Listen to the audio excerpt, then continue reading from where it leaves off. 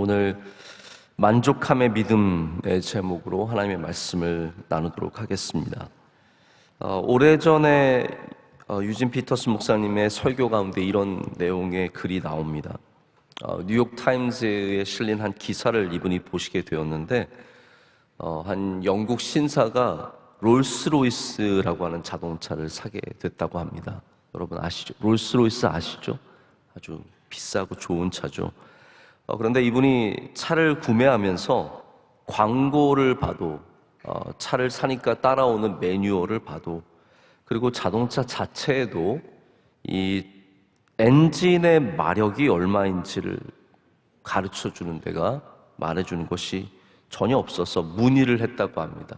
이 차의 마력이 도대체 뭡니까? 라고 물어를 했더니 이제 롤스로이스에서 답변이 오기를 자신의 자동차의 마력에 대해서는 이야기를 해주지 않는 것이 이 회사의 방침이다 라고 들었다고 합니다. 이게 돈이 한두 푼이 아니죠. 어마어마한 돈을 지불하고 산 차였기 때문에 이 신사는 내가 마력을 알 마땅한 권리가 있다라고 생각을 했습니다. 그래서 다시 회사에 편지를 써서 그 정보를 나에게 달라라고 요구를 했습니다. 며칠 뒤에 이 회사로부터 전보가 왔다고 합니다. 딱 한마디만 적혀 있었대요. 충분하다. 충분하다. 여러분, 우리가 하나님께 받은 것들 충분합니다. 우리는 굉장히 궁금하고 남들과 비교되고 또 부족하다는 마음도 많이 들 수 있지만 대부분의 것들이 충분합니다. 오늘 말씀은 심지어 병이 낫기를 구했던 바울이 하나님께 받은 메시지가 무엇이었습니까? 하나님의 은혜가 너에게 충분하다. 하나님의 은혜가 내게 충분하다라고 말씀을 하시는 부분입니다. 우리의 약점들, 우리의 부족함들, 우리의 연약함들, 우리가 갖고 있는 질병과 고난과 환난 속에서 하나님 이것을 제발 좀 없애달라고 이거 언제까지냐고 물을 때 하나님께서 지금 은혜가 충분하다라고 말씀하셨다는 거죠. 자, 여러분이 갖고 있는 연약함에 대해서 어떻게 생각하십니까? 어떤 유명하신 목사님께서 갖고 있는 하나의 콤플렉스가 있습니다. 그건 뭐냐면 젊어서부터 머리가 이제 일찍 벗겨지기 시작했다는 거죠. 남자한테는 이게 참 그렇습니다. 25살부터 머리가 벗겨지기 시작했대요.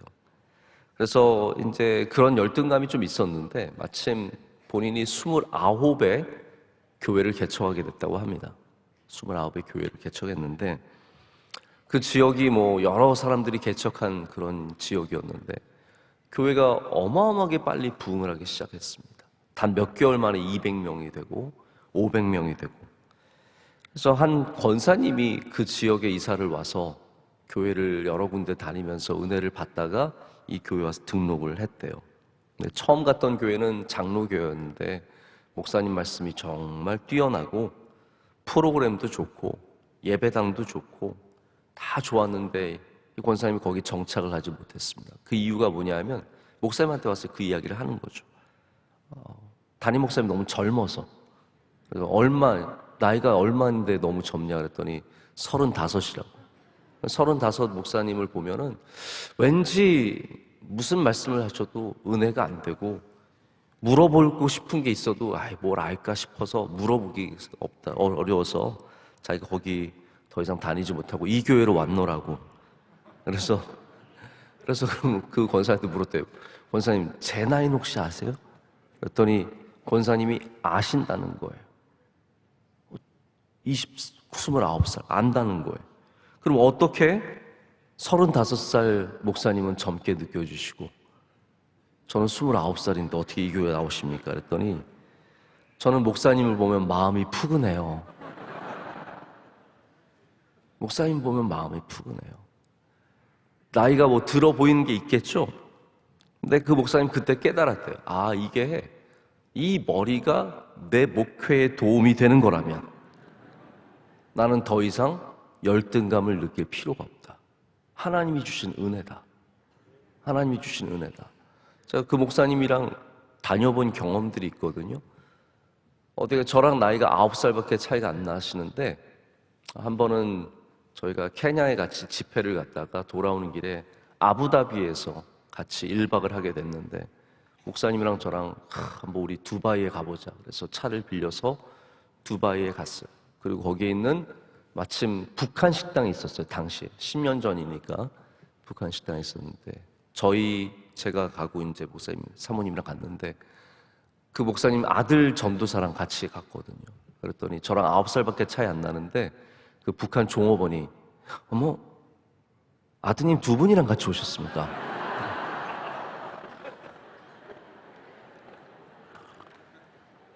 그때도 이미 목사님은 그게 열등감이 아니셨어요. 막 하하하 웃으시면서 즐거워하시면서 안으로는 쓴 눈물을 삼키시는 것을 제가 느낄 수 있었습니다. 이 목사님이 하신 말씀이 열등감에서 벗어나는 중요한 방법이 그 열등감을 자랑할 수 있을 때이다 라고 얘기를 합니다. 오늘 말씀에도 약한 것들에 대해 자랑하리니라고 하고 있습니다.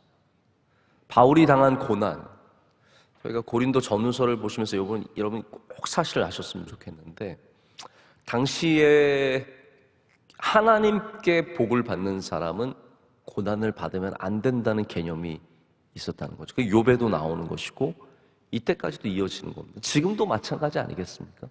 하나님께 쓰임을 받고 은혜를 받는 사람이 무슨 고난을 받습니까? 그런데 바울은 어마어마한 고난과 환난과 궁핍과 어려움과 매를 맞음과 파선과 강도 당함과 수많은 일들을 당했잖아요. 근데 바울은 그것을 자랑한다는 겁니다. 이게 하나님이 안 계셔서 나를 버리셔서가 아니라 이게 하나님이 내게 주신 은혜이며 하나님의 능력이며 나는 오히려 이것을 통해서 질그릇 안에 보배이신 예수를 전하기 때문에 나는 오히려 이것을 자랑한다라고 하는 것이 고린도 후서의 가장 핵심적인 메시지라는 거예요. 오늘 저녁에도 고린도 후서 말씀을 전하는데 우리가 이것을 알지 못하고 고린도 후서를 절대로 볼 수가 없습니다. 그래서 약함을 부끄러움으로 느끼면 그 다음부터는 눌립니다. 내가 목사인데 아이가 없어. 내가 장로인데 가난해. 내가 권사인데 아들이 교회를 안 다녀요. 여러분 이해가 가십니까? 이게 우리의 약함이거든요. 이걸 늘 우리는 감추려고 그래요. 그런데 아닙니다. 여러분 우리의 약함은 감추면 부끄러움이 되고 드러내면 은혜가 됩니다. 기독교는 약함을 감추는 곳이 아닙니다. 교회는 나의 약함을 드러냄으로써 더욱더 하나님의 영광을 받으시는 곳이고 교회에 나오는 사람은 약함을 드러내야 신뢰를 얻습니다. 여러분 이 부분은 굉장히 중요한 교회 생활의 한 부분이라고 생각을 합니다. 우리가 신앙생활을 교회에서 한다면 나의 약함을 드러내야 그것을 통해서 신뢰를 받게 된다는 사실을 여러분 꼭 아셔야 됩니다. 그래서 주님의 종들, 하나님께 쓰임받은 신구약의 종들도 보면은 다 약함이 있는 사람들이 주님의 종이 된 것이지 하나님 앞에 하나님 부르실 때 자기의 약함을 감추고 내가 대단한 사람이어서 하나님께서 부르신다고 생각하고 그것을 드러내면 그 사람은 쓰임받지 못하게 되는 겁니다. 오히려 하나님이 부르실 때 내가 얼마나 부족한 사람인지 얼마나 아무것도 아닌 사람인지를 하나님께도 드러내고 그래야 하나님께도 쓰임받고 앞으로도 문제가 없게 거기에 걸려 넘어지지 않게 된다는 것이죠. 예수님께 약함을 보인 사람들이 은혜를 받지 않았습니까? 나의 믿음 없음을 불쌍히 여겨주소서. 내가 믿음이 좋습니다. 그러면 은혜를 못 받는 거예요. 나의 약함을 드러내야 거기서 은혜를 받게 되는 겁니다. 그래서 이 약함이 이 영어에서는 뭐 약함을 그냥 뭐 우리가 쉽게 생각 weak라고 표현하지 않고 weakness라고 표현하지 않고 vulnerability라는 좀 어려운 말을 쓰긴 하는데요. 이게 약점, 취약점, 연약함이라는 뜻이에요. 이게 나와야 됩니다. 그래서 교회 안에서 활동을 하고 있는데 약점을 다 감추고 있다? 이거는 이런 분들은 좋은 일꾼이 될 수 없습니다. 약점을 싹 다 감추고, 감춘다는 것 자체가 그것을 약한 것이라고 생각하는 거예요. 이해가 되십니까? 약한 것을 부끄럽고 약하게 생각하고 이게 나쁜 거라고 생각하니까 감추는 거예요. 그런데 우리는 약한 부분을 하나님의 은혜라고 생각을 해야 돼요. 일부러 드러내고 다닐 필요는 없겠죠. 저 여기가 약합니다. 저 여기가 부족합니다. 하고 막 손들고 다니면서 말할 필요 없지만 그것을 막 철저하게 감추고 남에게 알려지는 것을 쉬쉬하고 이거는 건강한 태도가 아닙니다. 그래서 완벽해 보이는 리더들이 위험한 리더들이에요. 앞에 서 있는데 완벽해 보인다. 삶이 깨끗하고 아무 문제 없어 보이고 다 완벽하다. 그거 굉장히 어딘가 감춰진 부분이 있다라는 겁니다. 우리가 부족하다고 생각하는 마음을 벗어나는 방법도 마찬가지입니다. 나의 부족함을 결핍, 내가 갖지 못한 것, 이루지 못한 것, 성공하지 못한 것이 아니라 하나님의 인도하심이라고 인정할 때 우리는 결핍의 삶을 살아가는 것이 아니라 하나님의 인도하심을 받으며 살아가게 됩니다.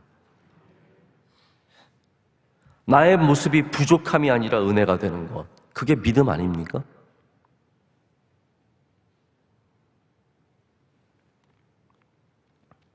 누구나 만족하기가 어려운 세상입니다. 그래서 우리는 다 만족의 믿음을 배워야 합니다. 할렐루야. 만족의 믿음을 배워야 합니다. 이게 바울이 배운 기술이었잖아요. 우리가 잘 아는 말씀 빌립보서 4장 11절부터 13절까지 보면 내가 궁핍함으로 말하는 것이 아니니라. 어떠한 형편에서든지 나는 자족하기를 배웠노니 나는 비천에 처할 줄도 알고 풍부에 처할 줄도 알아. 모든 일, 곧 배부름과 배고픔과 풍부와 궁핍에도 처할 줄 아는 일체의 비결을 배웠노라. 내게 능력 주시는 자 안에서 내가 모든 것을 할 수 있느니라. 약함 속에서 살아갈 수 있는 사람이 모든 일을 할 수 있는 사람입니다. 이 바울이 몸에 질병을 갖고 있었습니다. 여기 보면 사탄의 사자라고 쓰기도 하는 질병을 갖고 있었습니다. 그래서 하나님께 고침을 받으려고 몇 번을 기도했다고요? 3번을 기도했다라고 되어 있습니다. 이거는 작정하고 기도한 걸 3번 말하는 거예요. 대단한 작정을 하고 금식하고 하나님 붙잡고 40일 금식할 때 어쨌든 하여튼 대단한 작정을 하고 기도한 것이 3번일 정도로 이 병이 떠나기를 하나님께 간절하게 원했던 거예요. 근데 바울은 항상 그렇습니다. 응답이 있어야 멈추는 사람이에요. 그런데 이번에는 다른 응답이죠. 병이 나은 것이 응답이 될 수도 있지만 하나님께서 말씀해 주셨어요. 뭐라고 말씀해 주셨다고요? 내 은혜가 내게 족하다. 하나님의 응답이 있을 때까지는 기도해야 합니다. 할렐루야. 그러니까 이거를 해결하지 않고 멈추는 것은 좋은 믿음이 아니에요. 병이 낫든지 하나님의 말씀을 깨달음을 주신다든지 이러한 분명한 응답이 있을 때까지는 우리는 꼭 붙잡아야 합니다. 이게 병뿐만 아니라 다른 곳에서도 마찬가지겠죠. 자, 그러면 이걸 한번 생각해 보세요. 이게 몇 년 동안 기도했는지 모르겠지만 이 기도 응답이 있을 때까지는 바울이 어떤 마음이었을까요? 질병을 갖고 있고 아픔이 있고 어려움이 있는데 기도를 시작했어요. 하나님께서 이런 음성, 내 은혜가 내게 족하다라는 음성을 주실 때까지는 바울의 마음이 힘들었겠죠. 그렇지 않았겠습니까? 바울이 처음부터 이건 은혜야 이게 아니라는 거예요. 그러니까 약점과 어려움이 처음부터 이게 은혜야 라고 깨닫는 사람은 별로 없습니다. 당연히 생각해요. 왜 하나님이 나를 안 고쳐주시나? 왜 하나님이 저 사역자에겐 건강함과 머리카락을 많이 주시고 네? 저 사람은 키도 크게 하시고 저 사람 좋은 대학 나오게 하시고 집안도 좋은 데 나오게 하셨는데 왜 하나님이 나에게는 요만큼밖에 안 주셨지? 이거를 처음부터 만족하면서 살아가는 사람이 누가 있을 수 있겠습니까? 바울도 그렇지 않았다라는 거죠. 그 질병 앞에서 하나님께 울부짖으면서 왜 하나님 저는 이렇습니까? 왜 하나님 저는 안 고쳐주십니까? 왜 저는 이런 어려움 속에 살아야 합니까? 라고 외쳤는데 하나님께서 응답을 해주셨을 때는 그것을 확실하게 받아들였습니다. 그래서 결핍이 부끄러움이 아니라 은혜가 되었습니다. 자, 그래서 누구든지, 이제부터 결론입니다. 누구든지 결핍의 아픔을 겪는 분들은 기도를 통해서 은혜임을 깨닫게 됩니다. 이 말씀을 드리고 싶은 거예요. 결핍의 아픔이 있으면 기도를 통해서 하나님 앞에 간절히 나아가서 그것이 변화되는 것을 경험해야 됩니다. 바울이 기도를 통해서 은혜임을 깨달았지 자기 스스로 깨달은 게 아닙니다.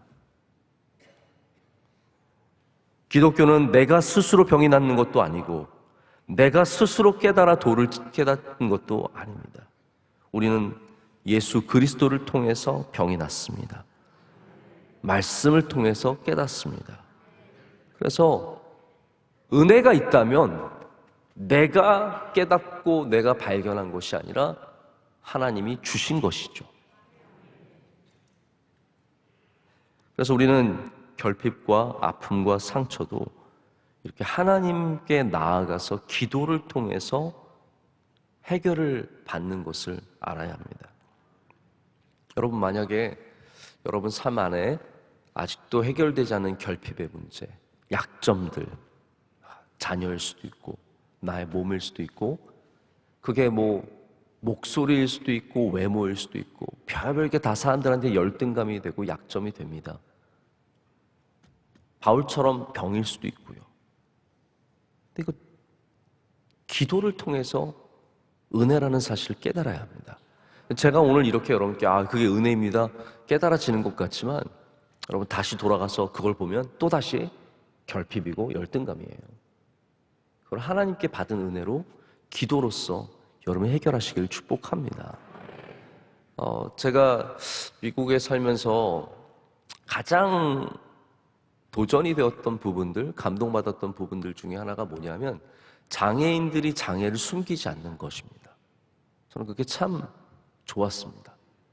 장애의 부분들을 드러내는 것을 부끄러워 여기지 않고 부모들이 자신들의 자녀들이 장애임을 부끄럽게 여기지 않고 제가 이제 사는 곳이 주몽재활원 근처입니다. 그래서 저희가 늘 지나가면서 주몽재활원에 드나드는 아이들을 많이 보게 됩니다. 거기 또 휠체어를 타고 지나다니는 아이들 참 많이 보게 됩니다. 참 보기 좋은 장면들이 뭐냐면 우리 부모님들이 사실 부모님들이 장애 아이들을 두면은 평생 같이 해주셔야 되잖아요. 그런 부분들이 많이 있는데 그 아이들과 함께 가면서 이렇게 밝게 웃고 있는 그 아이와 부모님을 볼 때 마음이 참 많이 무거우면서 따뜻함을 느낍니다. 드러내면서 사는 것 쉽지 않지만 그 넘어선 모습이에요. 그게 이미 뭔가를 그 아이에서부터 넘어선 거죠. 제가 한 번은 아이스크림 가게 미국에서 이렇게 아이스크림을 먹고 있는데 그 가게가 이렇게 콜드스톤이라고 해서요. 아이스크림을 이렇게 섞어서 주는 곳이 힘들어요. 손으로 막 딱딱한 아이스크림을 만들어서 줘야 되는데 한참 보고 있는데 그때서야 깨달았어요. 이 한 자매가 팔이 한쪽이 짧은 자매였어요. 근데 그거로 열심히 근데 저는 하고 있는데도 몰랐어요. 왜냐하면 부끄러워하지 않는 거예요, 아이야. 여러분, 손이 한쪽이 짧으면 다른 일을 얼마나 할 수 있는 게 많겠어요. 하필이면 손을 갖고 아이스크림 만들어야 하는 그 일을 할 필요는 없잖아요. 근데 그 자매가 열심히 해서 주는데 제가 참 이거구나. 부끄러워하지 않는 것. 부끄러워하지 않는 것. 여러분, 우리 사회가 조금이라도 부족하면 부끄럽게 생각합니다. 근데 여러분, 오늘 이 말씀을 통해서 여러분의 행복이 결핍에서 훼손되지 않고 오히려 결핍을 통해서도 더 큰 은혜를 누릴 수 있다라는 것, 이것을 꼭 깨닫는 오늘이 되시기를 축복합니다. 기도를 통해 여러분의 것이 되시기를 축복합니다. 그래서 내게 있는 것에 만족하는 것이 우리 감사의 시작이 되어야 합니다. 더 많이 받기 때문에 감사하는 것이 아니라 지금 내게 주신 것들에 감사하는 것. 감사가 부족한 사람도, 그래서 하나님께 감사하면, 하나님께 기도하면 우리에게 분명히 감사의 마음을 주실 겁니다. 여러분, 엔진의 마력이 얼마나 되어야 된다고요? 충분하다고요. 여러분 집이 몇 평이 되어야 한다고요? 충분하다고요. 내 차가 얼마나 커져야 한다고요? 충분하다고요. 아이들이 어떻다고요? 충분하다고요. 교인이 몇 명입니까? 충분하다고요. 오늘 우리에게 주신 은혜가 충분한 줄로 믿습니다. 함께 기도하겠습니다. 하나님 아버지, 감사합니다. 주님의 크신 은혜로 오늘도 이 귀한 새벽의 자리를 나오게 하심을 감사합니다. 하나님, 우리에게 몸을 내주어 사신 이 교회, 피 흘려 세우신 이 교회, 우리 사랑과 충성으로 교회를 붙잡고 지키게 하여 주시옵소서. 하나님, 또한 이 새벽 예배 우리에게 주신 보물입니다. 짐인 것 같지만 보물인 너무나 귀한 시간입니다. 하나님, 새벽 시간을 사모하게 하여 주시옵고 우리 많은 교인들이 이 새벽의 비밀을 알게 하여 주시오며 새벽의 능력을 얻게 하여 주시옵소서. 하나님, 이 나라와 민족이 또 큰 어려움을 맞았습니다. 하나님, 우리를 불쌍히 여겨 주시옵소서. 여기서 어떻게 빠져나가야 할지, 아니 빠져나가는 것만이 아니라 어떻게 다시 우리의 잘못을 고치고 바꾸고 변화시키고 더 좋은 나라로 나아갈지, 하나님, 길이 막막합니다. 우리에게 길을 열어주시고 지혜를 주시고 서로 긍휼히 여기는 마음을 갖게 하여 주시오며 하나님, 특별히 누구보다도 많은 상실의 아픔을 받은 가족들 위로하여 주시고 하나님께서 세임 허락하여 주시옵소서. 대통령과 나라의 위정자들과 모든 관계 부처의 지도자들 주님께서 다 붙잡아 주셔서 하나님, 지혜와 명철을 주시고 또 하나님께서 함께하여 주시옵소서. 우리 명성교회가 하나님께 더 쓰임받는 좋은 교회가 되기를 원합니다. 이미 우리에게 주신 것 충분하고 감사합니다. 우리의 약점과 우리의 연약함도 은혜가 되게 하셔서 하나님, 그 약점들을 통해 주님을 더욱더 깊이 만나는 교회가 되게 하여 주시옵소서. 사랑하는 오늘 목사님, 오늘도 또 다른 곳에서 말씀 전하시고 수고하실 때 주님께서 동행하시고 힘을 허락하여 주시옵소서. 오늘 새벽 예배를 섬기는 주님의 종들의 헌신을 기뻐 받아주시고 기도하신 권사님의 기도 흠양하여 주시오며 하나님께서 좋은 것으로 베풀어 주실 줄로 믿습니다. 오늘도 주님 안에서 승리하는 하루가 되게 하여 주시옵소서. 예수님의 이름으로 기도드립니다. 아멘.